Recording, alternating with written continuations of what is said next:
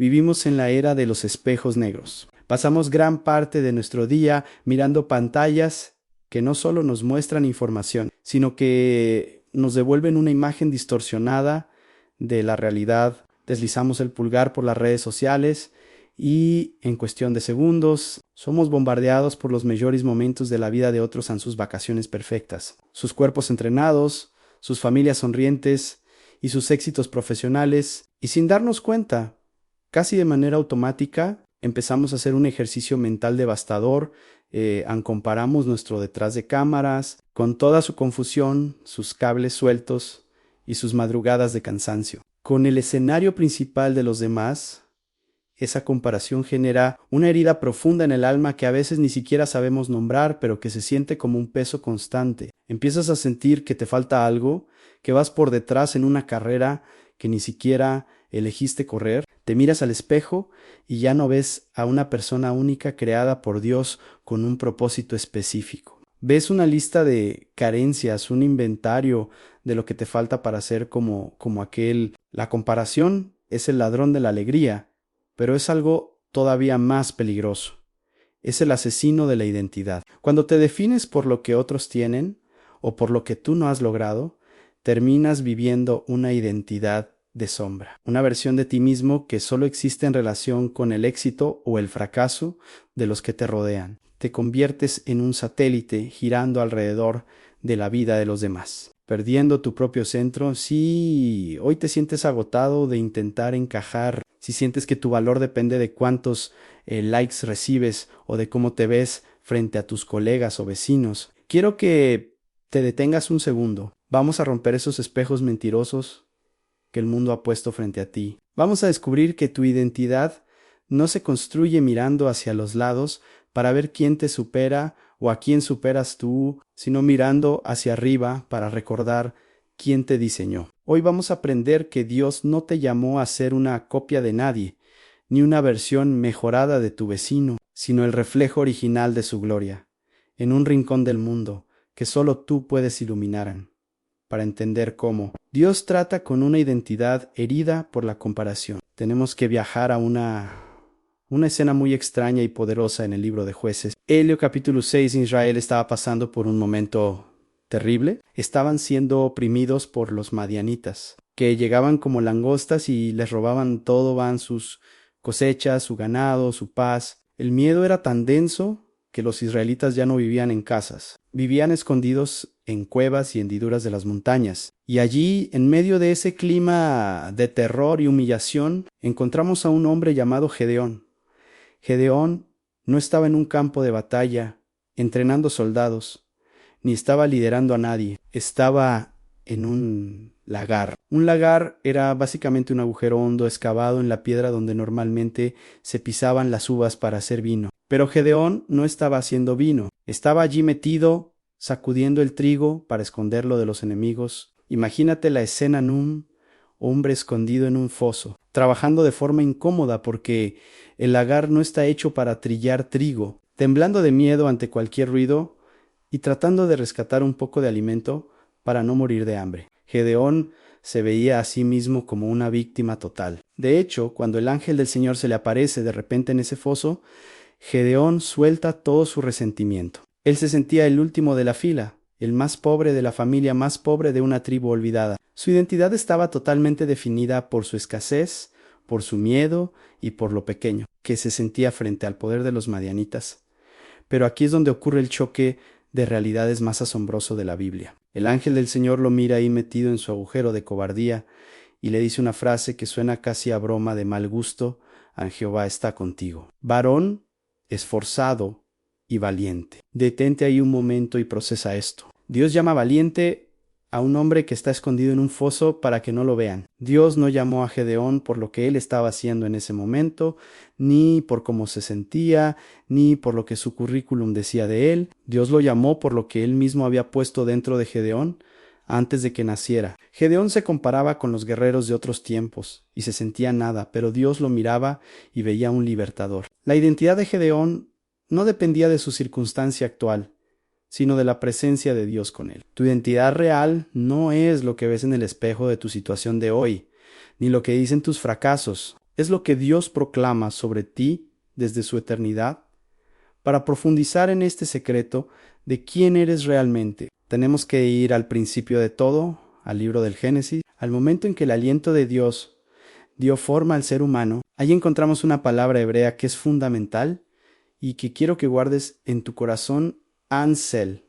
Se pronuncia así, Anselem. En nuestras Biblias se traduce generalmente como imagen, cuando dice que fuimos creados a imagen de Dios, pero en el mundo antiguo, el Tzel, era algo muy concreto y poderoso. Cuando un rey conquistaba un territorio lejano, pero no podía estar allí físicamente todo el tiempo, mandaba a construir una estatua suya, un Tzel, y la ponía en el centro de la ciudad, en la plaza principal. Esa estatua no era el rey en persona, pero representaba su autoridad, su carácter y su dominio. Le decía a todo el mundo, aunque no veas al rey ahora mismo, este territorio le pertenece a él. Él es el dueño de este lugar, tú eres el Tzel, de Dios en la tierra. Tu valor no viene de tu capacidad de producción, ni de si eres más o menos inteligente que tu vecino, ni de cuántos seguidores tienes en una red social. Tu valor es intrínseco porque eres el portador de la imagen del Rey del universo. Cuando te comparas con otro, estás cometiendo el error de pensar que Dios hace copias en serie o que tiene un molde estándar, pero Dios solo hace originales. Es como si una obra de Picasso se sintiera mal por no parecerse a una de Da Vinci. Ambas son invaluables y tienen precios astronómicos, no por lo que representan, no por los colores que usan, sino por quien las firmó. Y tú, en cada fibra de tu ser, estás firmado por el Creador. El problema es que la vida, el pecado, los traumas y esta cultura tóxica de la comparación han empañado ese Tzel en nosotros. Hemos dejado que el mundo raye nuestra superficie con etiquetas de insuficiente, fracasado, feo o común. Hemos permitido que las palabras de otros se conviertan en el cincel que deforma nuestra imagen. Pero la buena noticia es que el Espíritu Santo trabaja hoy como un restaurador de arte experto. Él está trabajando con mucha paciencia en esas capas de suciedad, quitando las mentiras que te creíste y las heridas que te marcaron, para que la imagen original, la luz del Rey que habita en ti, vuelva a brillar con toda su fuerza. Muchos de nosotros sufrimos de lo que podríamos llamar la identidad de desempeño. Es esa trampa agotadora donde crees que eres lo que haces o lo que logras. Es la mentalidad que dicen: sí, tengo éxito en el trabajo, soy valioso. Si cometes un error o te despiden, eres basura. Si eres más próspero que tu hermano, te sientes un gigante.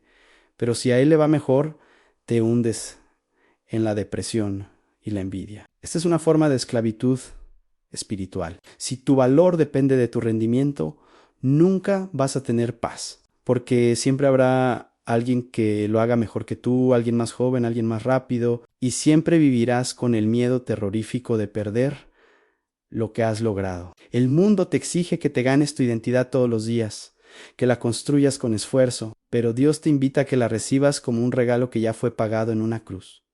Mira a Jesús, nuestro modelo perfecto. Él operaba desde una identidad de hijo nu gimpleado. Hay un detalle precioso en su vida que a veces pasamos por alto antes de que Jesús hiciera un solo milagro, antes de que multiplicara un pan, antes de que predicara un solo sermón o sanara a un solo enfermo. En el momento de su bautismo, en el Jordán, el Padre habló desde el cielo y dijo: «Este es mi Hijo amado, en quien tengo complacencia». Jesús no había hecho nada todavía para impresionar a nadie. No tenía un historial de éxitos públicos. Su valor estaba cimentado únicamente en su relación con el Padre en solo, cuando estás seguro de quién eres en el amor de Dios. Puedes dejar de competir con los demás, no tienes que demostrar nada, no tienes que pisotear a nadie para subir, porque ya eres aceptado, ya eres amado, ya eres suficiente en el amado.